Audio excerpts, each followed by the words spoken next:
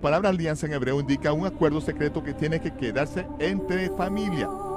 Por eso es que se requería que hubiera un matrimonio para mantenerlo como parte de los secretos de familia. Por eso es que Salomón tomó la hija de Faraón y la trajo a la ciudad de David, hasta que él terminara de construir su propia casa y la casa del Señor. Cada vez que se menciona su matrimonio con la hija de Faraón, habla de él con respecto a la construcción del templo. Eso es una clave muy importante porque esta alianza que hizo con Faraón, rey de Egipto, se debió a que la única maquinaria conocida en ese tiempo era la palanca. Y los egipcios eran expertos en construir usando la palanca y la tecnología del sistema hidráulico de arena.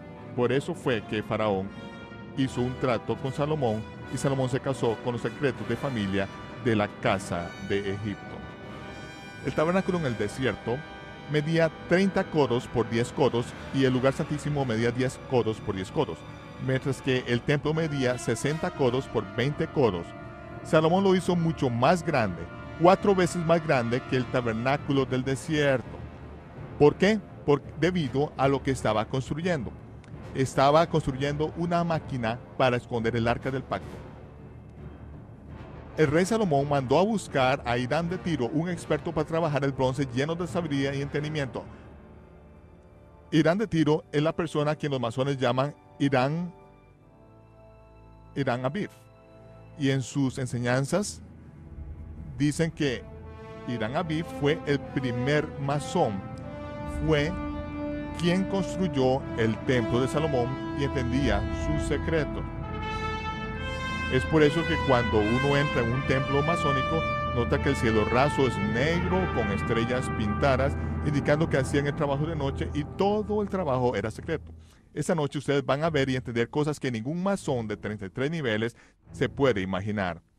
Y yo lo sé porque estuve en uno de los templos masónicos más grandes del mundo hace unas pocas semanas.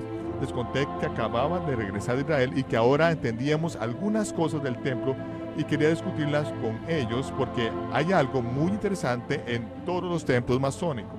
Hablamos de eso ahora porque Irán fabricó 2 pilares de bronce, cada uno de los 18 codos de alto con 12 codos de circunferencia, e hizo 2 capiteles de bronce fundido que descansaban encima de estas columnas. Estos pilares son tan anchos que si tuviéramos 5 personas en un círculo tomados de la mano, apenas les darían vuelta. La altura era de 31 pies y encima de eso iban los capiteles de bronce que se hicieron para ella. Los capiteles eran de 5 codos de altura. 5 codos de altura, muy importante. Y las escrituras dedican como 4 capítulos para hablar de estas columnas y esos capiteles en diferentes partes de la Biblia. Aquí están estos pilares. Las columnas miden 30.93 pies de altura, el equivalente de un poste y medio de teléfono, 6 pies y medio de diámetro y 5 pulgadas o una palma de espesor. Eran huecas, hechas de bronce que fundió Irán de Tiro. Los capiteles miden 8.6 pies de altura, hechos de bronce sólido con 6 pies y medio de diámetro, cientos de toneladas que tienen que colocarse encima de una columna hueca de alto de un poste y medio de teléfono frente al templo. Esto es muy importante. Salomón colocó las columnas. A la columna derecha la llamó Jaquín, que en hebreo significa fuerza. Colocó la columna izquierda y la llamó Boaz, que significa base o calza. Salomón describe las 2 partes de una palanca, la fuerza y la calza, sobre la cual se oscila la palanca entre esas 2 columnas. En cualquier templo masónico del mundo que uno visite, me han dicho que hay 2 columnas que reposan a cada lado del estrado y tiene una V y una J que representan estas 2 columnas. Las columnas están afuera, delante del templo y no sostienen nada. Aquí las vemos en relación con el resto de los artículos del mobiliario. Como vemos, el arca del pacto aún no está dentro. Y lo estoy mostrando en esa diapositiva en particular.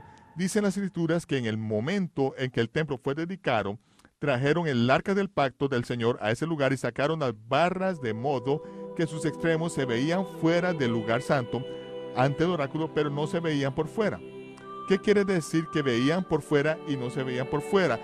Cuando el arca se acomodaba en un lugar y se le añaden las barras de modo que apenas tocan el velo, entonces si se sacan deslizándolas hacia un extremo, literalmente empujarían el velo hacia afuera de modo que uno está en el lugar santo. Entonces se puede ver que las barras están abultando el velo hacia afuera, de modo que pueden ver que las barras están levantando el velo, pero en realidad no se están cubiertas por el velo. Con esto lo que se lograba era que el arca del pacto se sentara de lleno frente a esa piedra con las barras completamente deslizadas hacia un extremo. ¿Por qué? Porque esta piedra completa es un aposento, un cuarto elevador que es operado por un sistema hidráulico de arena combinado con un sistema de palancas que Salomón construyó en el templo. Y ahora ustedes van a ver cómo trabaja. Cuando se hizo la edificación del templo, la gloria del Señor llenó la casa y esto fue lo que habló Salomón. Estas dos oraciones después de 7 años de construcción. El Señor dijo que Él habitaría. Así dice la versión en español. Pero en el hebreo es una palabra un poco rara, la palabra shikán, que quiere decir un lugar establecido para habitar. Él haría shikán en gran oscuridad, que en hebreo se dice aratel, que quiere decir que estar en oculto a la vista del hombre. Yo, Salomón, te he construido a ti, Yahweh, una casa donde habitar. Y ahí la palabra habitar es sibur, que quiere decir una residencia elevada y un lugar fijo, mikoan, un lugar fijo para que mores para siempre. Salomón nos da un acertijo que no solamente había construido una residencia levantada, sino que había construido otro lugar para que el arca descansara para siempre. Y la palabra para siempre en hebreo significa un periodo extremadamente largo, no solamente para toda la eternidad, obviamente. 500 años después, Nabucodonosor, rey de Babilonia, vino, él y su ejército levantaron sus tiendas contra Jerusalén y construyó un muro para sitiar la ciudad. Desde ese muro, Nabuzaradán, el capitán, lanzaba con estas gigantescas catapultas piedras enormes como proyectiles para derribar los muros de la ciudad de Jerusalén. Luego, cuando Nabuzaradán hizo una brecha en el muro y tomó la ciudad y derrotó a los soldados, Nabuzaradán y sus tropas subieron hasta el monte del templo, entraron al lugar santísimo porque buscaban el tesoro arqueológico más importante, el tesoro más maravilloso del mundo entero, el arca del pacto.